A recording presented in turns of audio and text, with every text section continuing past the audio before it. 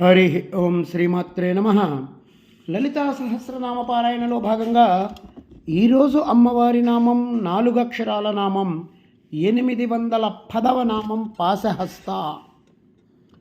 ఈ నామంతో అమ్మవారికి నమస్కారం చేసుకున్నప్పుడు ఓం పాశహస్తాయే నమః అని చెప్పుకోవాలి. పాశమును హస్తమునందు ధరించినటువంటి తల్లి అని చెప్పి దీనికి స్థూలార్థంగా చెప్పుకుంటే, పరాత్పరా మార్గంలో లేని వారిపై వాళ్ళని ఈ స్థితిలోకి పరాత్పర స్థితిలోకి రావడం, దానికోసం ఈ పాశం అమ్మ ఉపయోగిస్తూ ఉంటుంది. బిడ్డల మీద ఉండే అనురాగం వల్లనే ఈ పాశాన్ని వాళ్ళ విషయంలో అమ్మ ఉపయోగిస్తుంది. అందుకే అమ్మని మనం ముందే చెప్పుకున్నాం, రాగస్వరూప పాశాఢ్య అని చెప్పి. దాని వివరణ కూడా ఇక్కడ చూసుకోవాలి.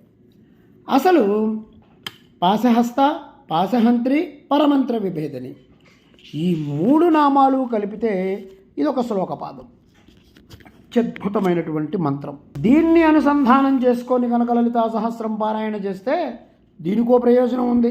ఎవరైనా దుష్టులు ప్రయోగాలు చేస్తే, ఇంకా ఏమన్నా మన మీద ఏడుపులు ఇవన్నీ ఎక్కువైతే, ఆ బాధంతా కూడా మనకు రాకుండా చేయగలిగేటువంటి శక్తి ఈ 3 నామాలకి ఉంది. పాశహస్త అంటే అమ్మవారు తన చేతులతో పాశం పట్టుకున్నారని చెప్పుకున్నాం. ఆవిడే ఎవరి పాశమైనా తీసేస్తుంది. పరస్పర విరుద్ధ భావాలు 2 నామాల్లో చెప్పారు. పాశహస్త అన్నారు, పాశహంత్రి అన్నారు. రాగస్వరూప పాశాఢ్య, క్రోధాకారాంకుశోజ్వల. ఒక చేతిలో పాశం, ఇంకో చేతిలో అంకుశం పట్టుకుంది. అమ్మ ఎప్పుడూ కూడా పాశం ధరించి ఉంటుంది, కానీ ఆవిడకి అసలు ఏ పాశాలు లేవు. తనని ఆశ్రయించిన భక్తులు ఎవరైతే ఉన్నారో వాళ్ళకి ఏమైనా పాశాలుంటే ఆవిడ తీసేస్తుంది. ఇది అమ్మ లక్షణం. అందుకే అమ్మ పాశహస్త. ఓం ఐం హ్రీం శ్రీం పాశహస్తాయై నమః. ఓం శ్రీమాత్రే నమః. ఓం శ్రీ మహారాజ్ఞ నమః.